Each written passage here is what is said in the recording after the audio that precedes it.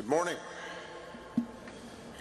to President Biden, President Clinton, Speaker Pelosi, members of the Kennedy family, friends, admirers. It is a great honor to be with you today to say a few words about my dear friend, Ethel Kennedy.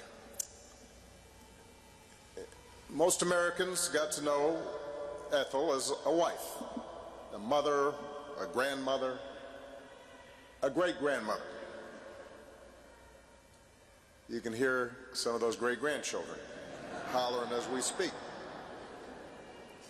The woman who, standing alongside her husband, Bobby, helped tap the idealism of an entire generation.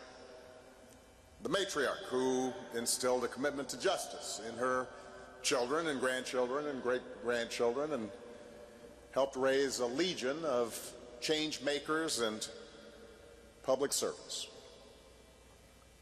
And she was proud of those roles.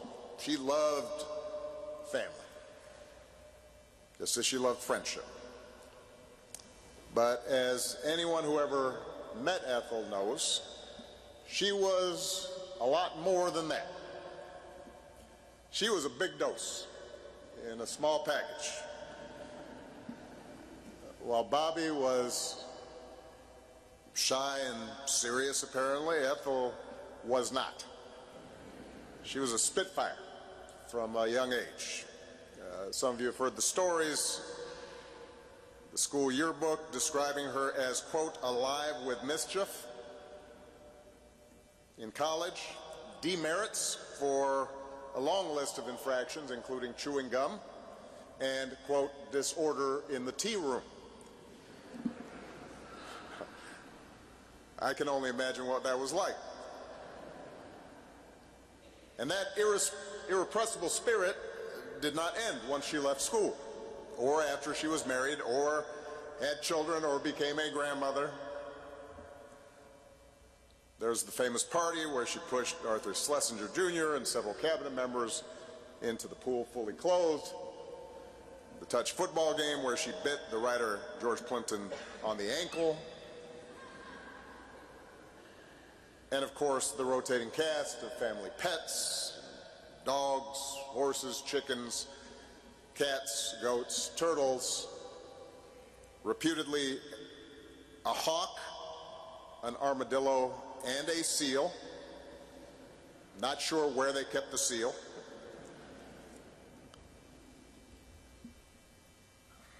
What made Ethel's mischief special, though, is how it was always joined to kindness and generosity and perspective and fortitude,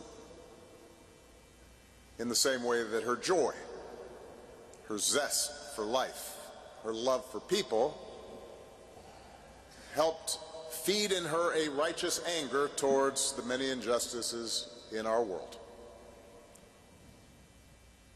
Her life was marked by more tragedy and heartbreak than most of us could bear. And she would have been forgiven, I think, if at any point she had stepped away from public life or allowed bitterness to fester after all she and her family had been through. But that is not what Ethel did, because that's not who she was.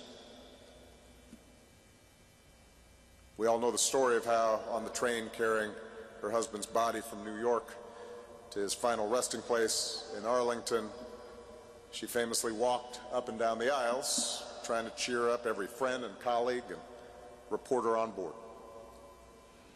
And in the years that followed, she kept doing what she and Bobby had always intended to do, fighting for what was right, supporting causes she believed in, encouraging those who were willing to take on the powers that be, lifting up the stories of those whose voices had been set aside or were forgotten,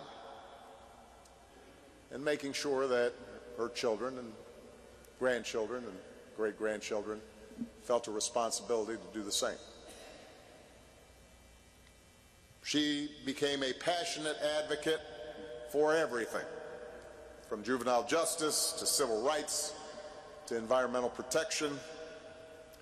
Well into her 80s, she's still out there marching for something. Through the center she created,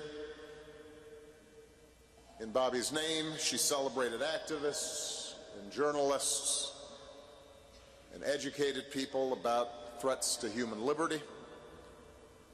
She was willing to go to extraordinary lengths to support any cause that was close to her heart.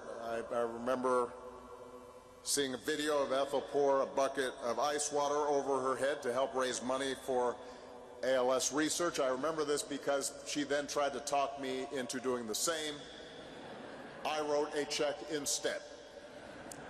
It is probably the only time that I ever said no to Ethel, and I suspect she wasn't too happy about it. As serious as Ethel was about righting wrongs, she never seemed to take herself too seriously. She never put on airs. There was no pretension there, no attitude that some people were worth her time and others weren't. She treated everybody with the same respect, the same curiosity, the same humor. And it was that capacity for empathy, her ability to connect to people high and low, regardless of background, her capacity to see the best in you and not just assume the worst, that made her so beloved and made her such a force for change. What a gift it was to have Ethel on your side. She had a way of believing in you, maybe before you fully believed in yourself. I remember meeting her for the first time. I don't remember exactly the date. It was shortly after I'd spoken at the Democratic Convention in Boston. I had just emerged on the national scene, not sure if I had even been sworn in yet to the Senate. And this newfound attention was a little disorienting. It was like being shot out of a cannon, a friend of mine described it.